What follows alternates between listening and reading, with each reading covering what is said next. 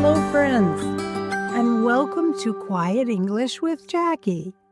This podcast was formerly known as English Your Second Language with Jacque.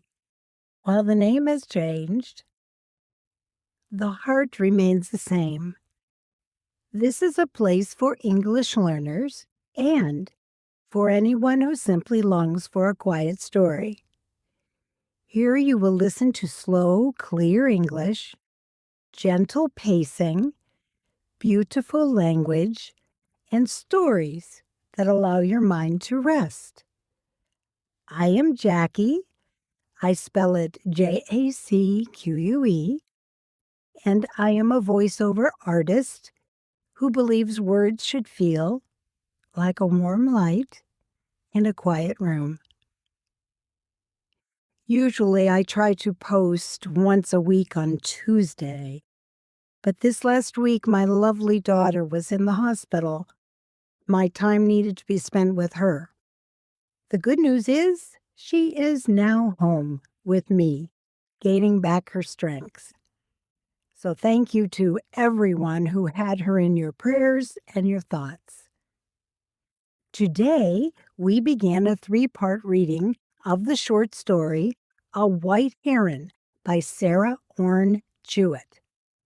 In this first episode, we meet a young girl named Sylvia, who lives with her grandmother in the peaceful countryside. If you are learning English, listen for nature words like forest, meadow, pine tree, or twilight. If you're here to relax, simply take a deep breath and let the story unfold. Let's begin. Chapter 1. The woods were already filled with shadows one June evening, just before 8 o'clock, though a bright sunset still glimmered faintly among the trunks of the trees. A little girl was driving home her cow, a plodding, dilatory, provoking creature in her behavior, but a valued companion for all that. They were going away from whatever light there was and striking deep into the woods. But their feet were familiar with the path, and it was no matter whether their eyes could see it or not. There was hardly a night or summer through when the old cow could be found waiting at the pasture bars. On the contrary, it was her greatest pleasure to hide herself away among the high huckleberry bushes, and though she wore a loud bell, she had made the discovery that if one stood perfectly still, it would not ring. So Sylvia had to hunt for her until she found her and call, "Caw, caw," with never an answering moo, until her childish patience was quite spent. If the creature had not given good milk, and plenty of it, the case would have seemed very different to her owners. Besides, Sylvia had all the time there was, and very little use to make of it. Sometimes in pleasant weather, it was a consolation to look upon the cow's pranks as an intelligent attempt to play hide and seek. And as the child had no playmates, she lent herself to this amusement with a good deal of zest. Though this chase had been so long that the wary animal herself had given an unusual signal of her whereabouts. Sylvia had only laughed when she came upon Mistress Mooley at the swamp side and urged her affectionately homeward with a twig of birch leaves. The old cow was not inclined to wander farther. She even turned in the right direction for once, as they left the pasture and stepped along the road at a good pace. She was quite ready to be milked now, and seldom stopped to browse. Sylvia wondered what her grandmother would say because they were so late. It was a great while since she had left home at 5:30, but everybody knew the difficulty of making this errand a short one. Mrs. Tilly had chased the horned torment too many summer evenings herself to blame anyone else for lingering, and was only thankful as she waited that she had Sylvia, nowadays, to give such valuable assistance. The good old woman suspected that Sylvia loitered occasionally on her own account. There never was such a child for straying about out of doors since the world was made. Everybody said that it was a good change for a little maid who had tried to grow up for 8 years in a crowded manufacturing town.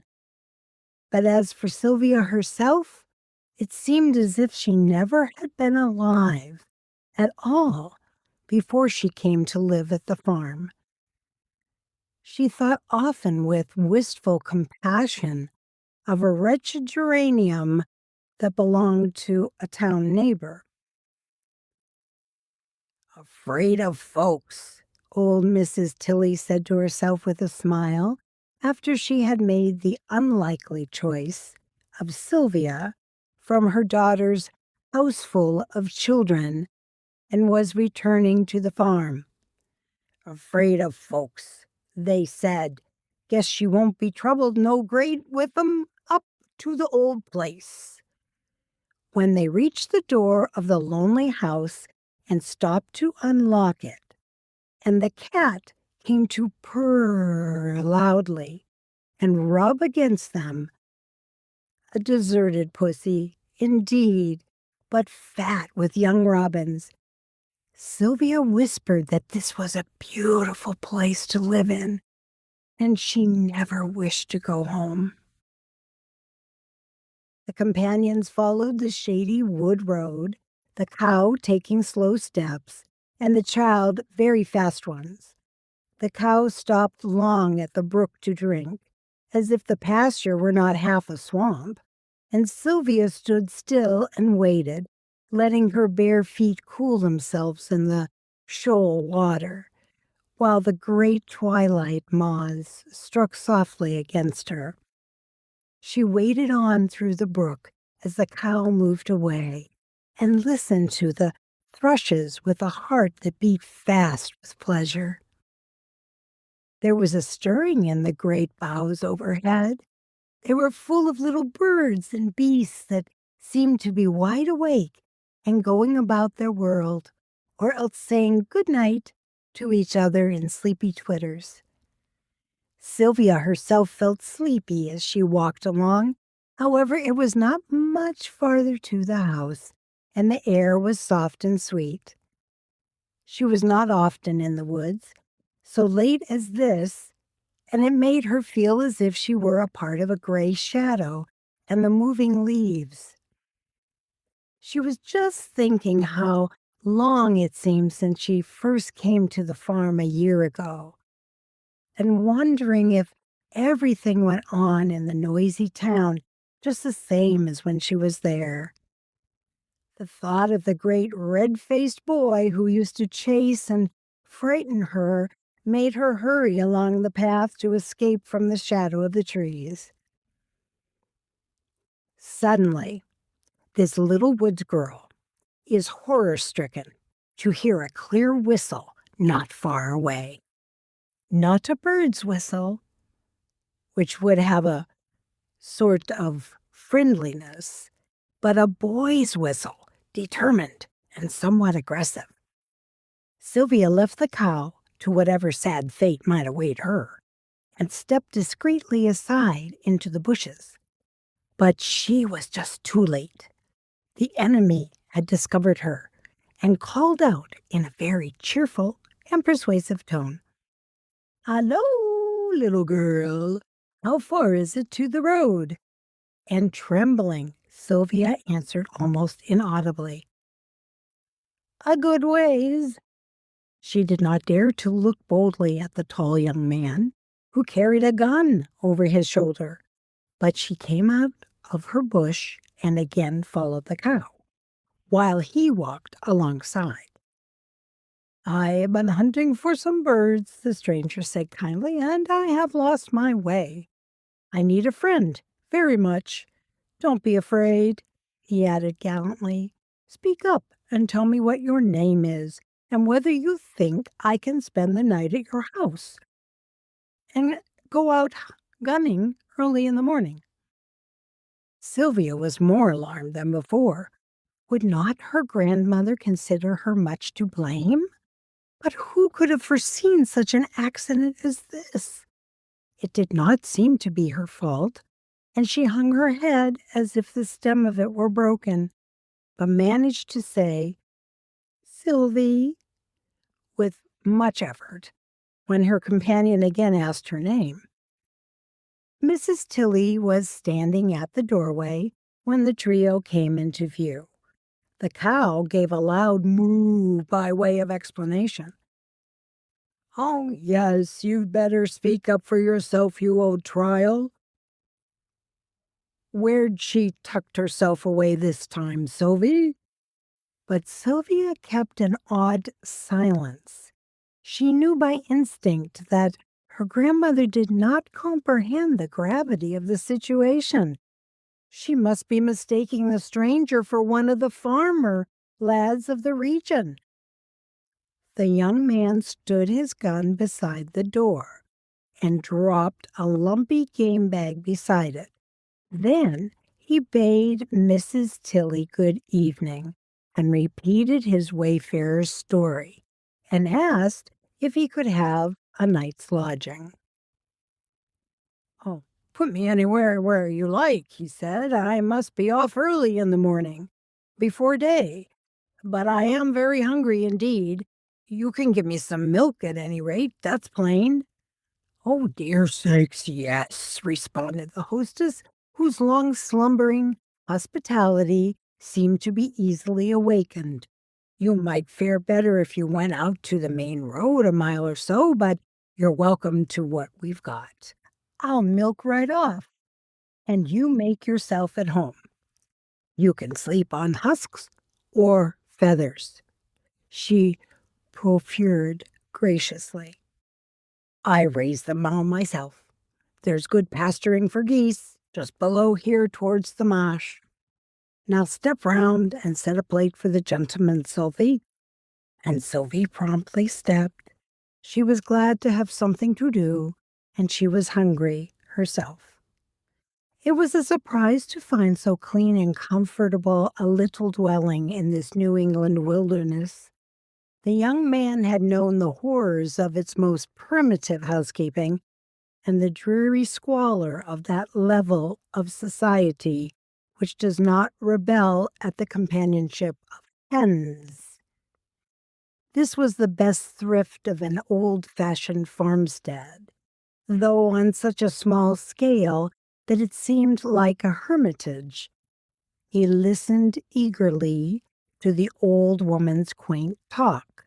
He watched Sylvia's pale face and shining gray eyes with ever-growing enthusiasm, and insisted that this was the best supper he had eaten for a month. And afterward, the new-made friends sat down in the doorway together while the moon came up.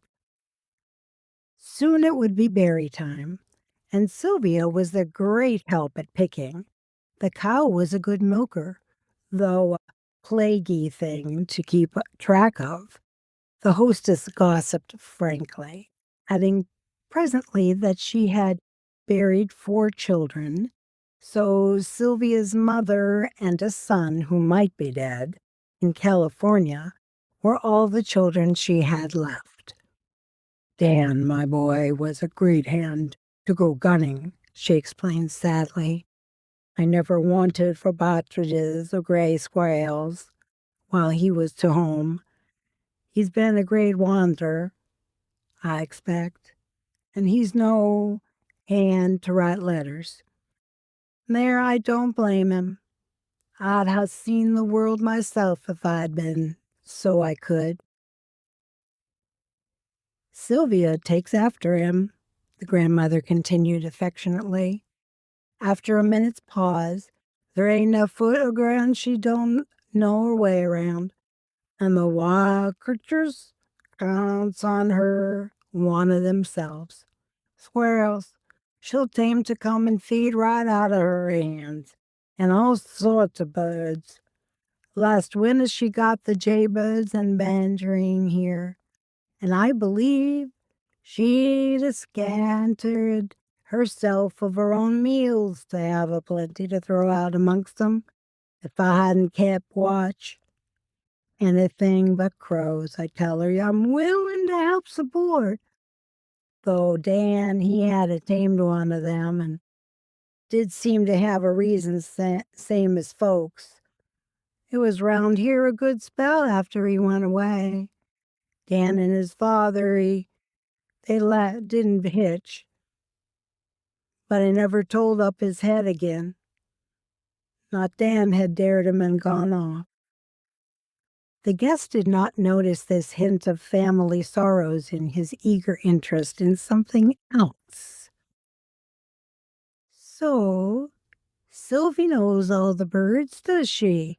He exclaimed, as he looked round at the little girl who sat very demure, but increasingly sleepy, in the moonlight. I am making a collection of birds myself. I have been at it ever since I was a boy. Mrs. Tilly smiled. There are 2 or 3 rare ones I have been hunting for these 5 years. I mean, to get them on my own ground if they can be found. Do you cage 'em up? Asked Mrs. Tilly doubtfully in response to the enthusiastic announcement. Oh, no, they're stuffed and preserved, dozens and dozens of them, said the ornithologist. And I have shot or snared every one myself. Caught a glimpse of a white heron a few miles from here on Saturday, and I have followed it in this direction. They have never been found in this district at all. The little white heron it is. And he turned again to look at Sylvia, with the hope of discovering that the rare bird was one of her acquaintances. But Sylvia was watching a hop-toad in the narrow footpath. You would know the heron if you saw it, the stranger continued eagerly. A queer tall white bird with soft feathers and long thin legs. And it would have a nest, perhaps in the top of a high tree, made of sticks, something like a hawk's nest. Sylvia's heart gave a wild beat.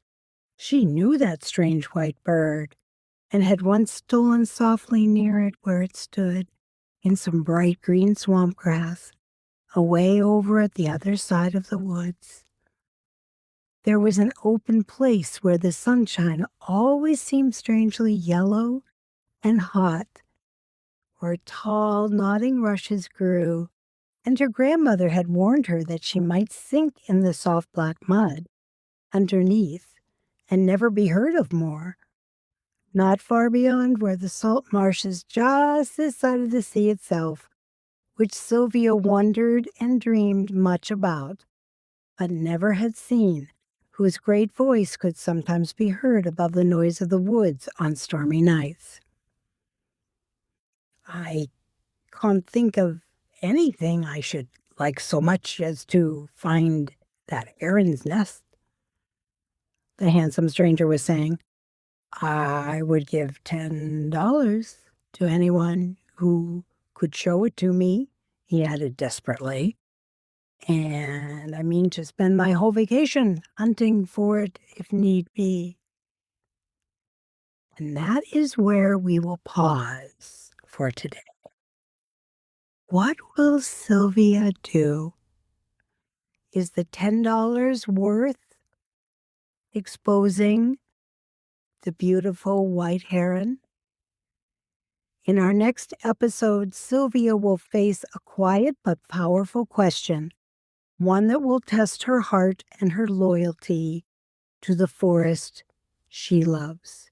If you are learning English, you may wish to listen again and notice the words describing nature: meadow, twilight, pine, shadow are some of the words you can look for. If you are here simply to rest, I hope this story brought you a moment of stillness. Thank you for spending this quiet time with me. This is Quiet English with Jacque, formerly English Your Second Language with Jacque.